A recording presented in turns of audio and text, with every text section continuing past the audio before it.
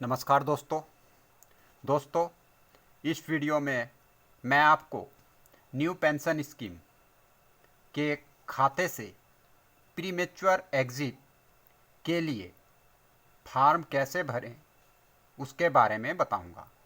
दोस्तों, NPS subscriber के voluntary retirement जाने, सेवा से त्यागपत्र देने, सेवा से हटाए जाने या 60 वर्ष की आयु से पूर्व एनपीएस खाते से एग्जिट करने पर प्रीमेच्योर एग्जिट फॉर्म भरना पड़ता है। इस फॉर्म को भरने हेतु काले पेन का प्रयोग करना चाहिए एवं जो भी इसमें एंट्री की जाए वह कैपिटल लेटर से की जाए। प्रीमेच्योर एग्जिट फॉर्म के साथ प्रान कार्ड ओरिजिनल लगाना आवश्यक है और यदि किसी कारण से प्रान कार्ड गुम हो गया हो तो नोटराइज्ड एफिडेविट लगाना आवश्यक है। इसके अतिरिक्त copy of Aadhaar and pan card ये भी लगानी आवश्यक है। कॉपी ऑफ फॉर्म 3 यानी फैमिली डिटेल्स की कैंसल चेक इन ओरिजिनल या copy of first page of bank passbook या मैंडेट फॉर्म ये लगाना आवश्यक है। डिस्चार्ज ऑर्डर जिसको डीडीओ वेरीफाइड करे उसको भी अटैच करना आवश्यक है। एनपीएस खाते से प्रीमेच्योर एग्जिट करने पर सब्सक्राइबर को उसके खाते में जमा राशि की 20% राशि एकमुश्त प्राप्त होती है तथा 80% राशि एन्युटी सर्विस प्रोवाइडर के पास जमा करवानी पड़ती है, जिससे सब्सक्राइबर को मासिक पेंशन का भुगतान किया जाता है। दोस्तों, अब हम जानेंगे कि एनपीएस खाते से प्रीमेच्योर एग्जिट का फॉर्म कैसे भरा जाता है। सबसे पहले दोस्तों, यहाँ आपने अपना फ़ोटो चिपकाना है। जो ये स्पेस दिया गया है ये ध्यान दें। इस स्पेस में फ़ोटो चिपकाने के बाद उसमें यहाँ से क्रॉस साइन करना है, ये जो फ़ोटो से होता हुआ बाहर तक जाए। उसके बाद यहाँ आपने अपना नाम लिखना है। आई के बाद IXYZ जो भी आपका नाम है वो लिखना है। उसके बाद आपने यहाँ अपना सेक्टर सेलेक्ट करना है। आप गवर्नमेंट सेक्टर से हैं तो यहाँ टिक करें। आप ऑल इंडिया सिटीजन या कॉरपोरेट सेक्टर से हैं तो यहाँ पे टिक करें। और एनपीएस लाइट या जीडीएस से हैं तो यहाँ पे टिक करें। उसके उपरांत आपने अपनी ऑर्गेनाइजेशन का नाम लिखना है। यहाँ पे नंबर 1 के सामने यहाँ पे जो स्पेस दिया है यहाँ पे ऑर्गेनाइजेशन का नाम लिखना है, जैसे BSF, CRPF, ITBP, CISF, state bank जो भी आपका है वो ऑर्गेनाइजेशन का आपने यहाँ नाम लिखना है। यहाँ जो आपका 16 डिजिट प्रान नंबर है वो मेंशन करना है। यहाँ पे आपने फुल नेम लिखना है अपना। यहाँ सब्सक्राइबर का जेंडर आएगा, यहाँ आपका जेंडर लिखना है। मेल है तो मेल और फीमेल है तो फीमेल लिखना, उसके सामने टिक करना है। यहाँ फादर्स नेम लिखना है, पिताजी का नाम 5 नंबर के सामने। 6 नंबर पे आपको दिखाना है कि आप मैरिड हैं या अनमैरिड हैं।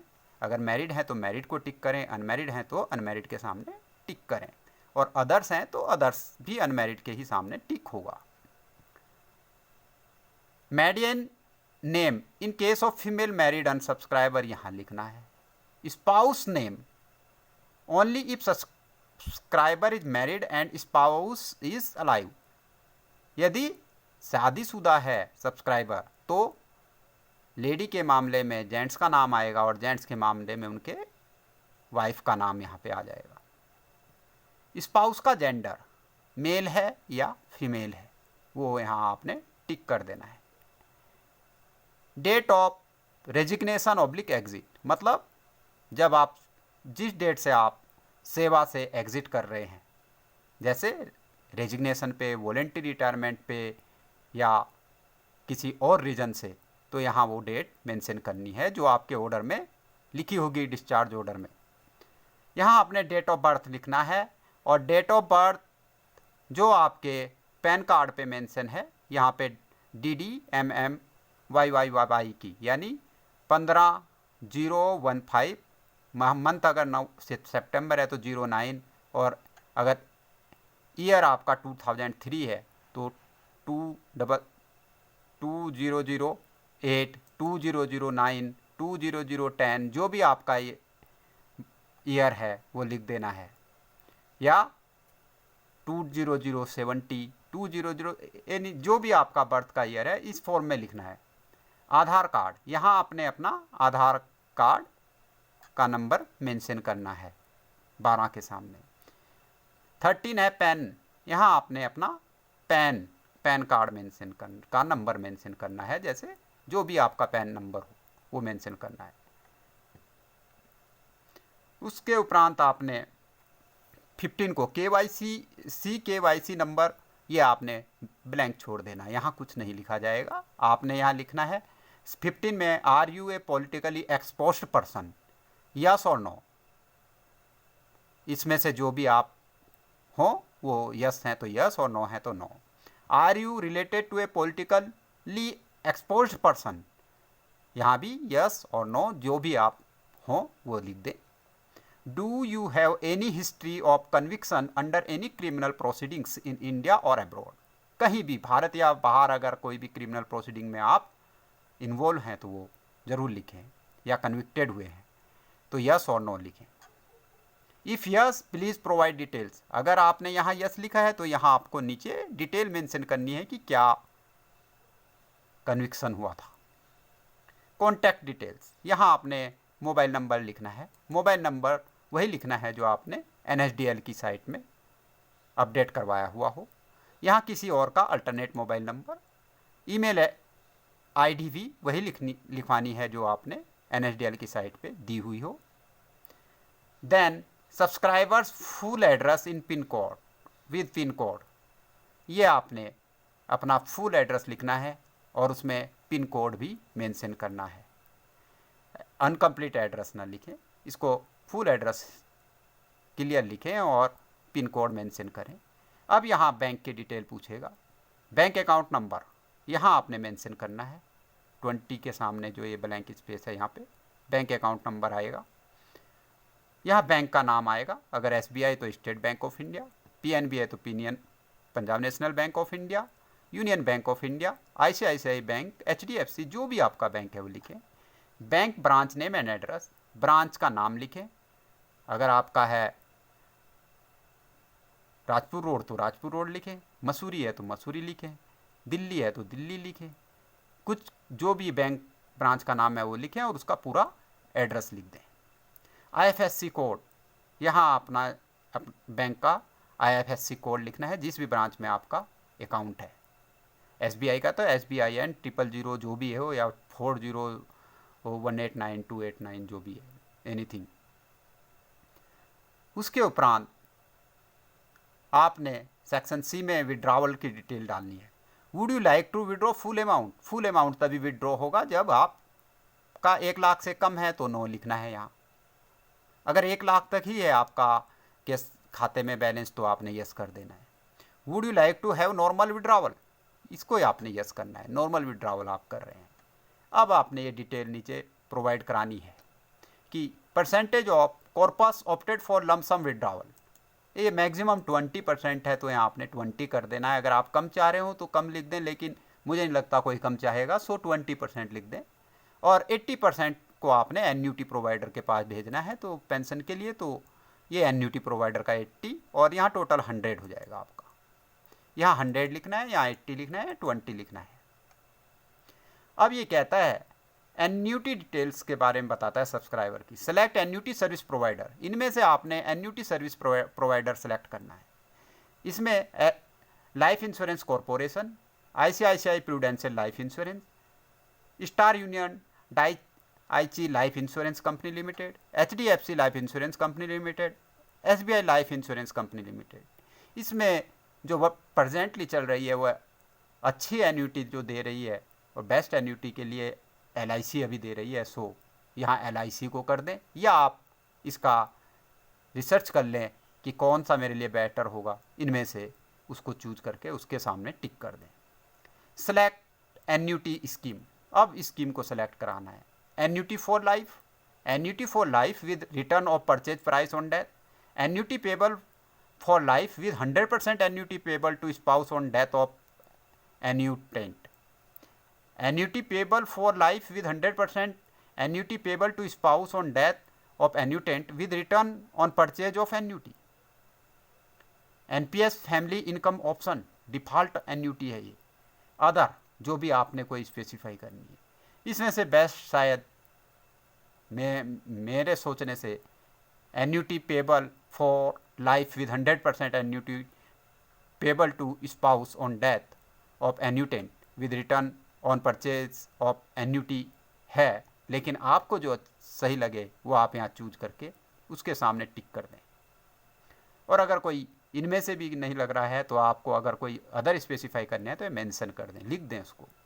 सेलेक्ट एन्यूटी फ्रीक्वेंसी, मतलब आपको एन्यूटी की frequency monthly, quarterly, half yearly, annually चाहिए तो उसके सामने टिक कर दें। मंथली चाहिए तो मंथली के, क्वार्टरली चाहिए तो क्वार्टरली, हाफ ईयरली चाहिए तो हाफ ईयरली, और एनुअल चाहिए तो एनुअल। इसके उपरांत आपने यहाँ सिग्नेचर कर देने हैं। सिग्नेचर वो हो जो प्रान कार्ड पे किए गए हों। यहाँ आपने डेट मेंशन करनी है। अब यहाँ नॉमिनेशन, नॉमिनी की डिटेल फिलअप करनी है। नॉमिनी का नाम लिखना है, रिलेशनशिप लिखनी है, यहाँ परसेंटेज ऑफ शेयर आपने 100% देना है तो 100, 20 देना है 20, 80 देना है 80, जो भी आप परसेंटेज इस नॉमिनी को देना चाहें आपके बाद तो वो यहाँ मेंशन कर दें। Date of birth of nominee यहाँ मेंशन करनी है। Guardian's name in case of minor है तो गार्जियन के नेम और डेट ऑफ बर्थ आएगी।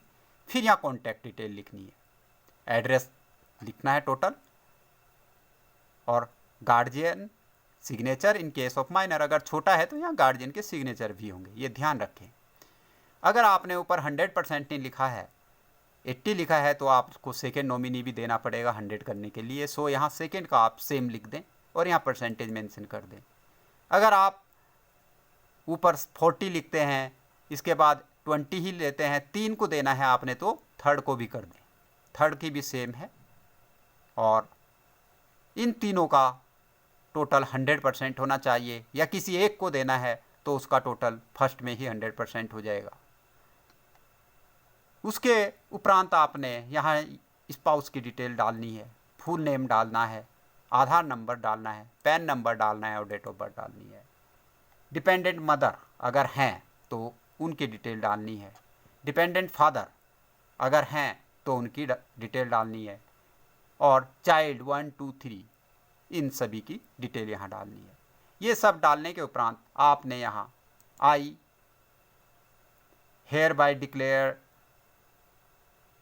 एंड स्टेट दैट, ये जो डिक्लेरेशन है इसको एक बार ढंग से पढ़ने के उपरांत यहाँ सिग्नेचर कर देने हैं और यहाँ डेट मेंशन कर देनी है। इतना करने के उपरांत आपने इसकी 4 कॉपियाँ अपने ऑफिस में दे देनी है और यही आपका फॉर्म पूर्ण हो जाएगा। जब ये ऑफिस कॉपी दें तो इसके साथ जो इनक्लोजर मैंने बताए हैं उनके भी 4 सेट लगेंगे, उनको सेल पर टेस्टेड करना आवश्यक है। ये ध्यान रहे कि इसमें प्रान कार्ड ओरिजिनल लगता है, उसको अटैच कर दें ज़रूर ही। और जो जो डॉक्यूमेंट्स मैंने बताए, प्रान कार्ड, पैन कार्ड, आधार कार्ड, फॉर्म 3, कैंसल चेक और डिस्चार्ज ऑर्डर जो कि DDO वेरीफाई करेगा, उन्हें हर सेट के साथ अटैच करके ऑफिस में सबमिट कर दें। दोस्तों, इस प्रकार आपसे स्वयं से प्रीमेच्योर एग्जिट का फॉर्म भर लेंगे। दोस्तों, आप मेरे चैनल को सब्सक्राइब और लाइक अवश्य कर लें ताकि मुझे नई नई जानकारी बनाने के लिए प्रोत्साहन मिलता रहे और मैं आपके लिए नई नई जानकारियाँ लेकर आता रहूं। दोस्तों, वीडियो में अंत तक बने रहने के लिए धन्यवाद। जय हिंद, जय भारत।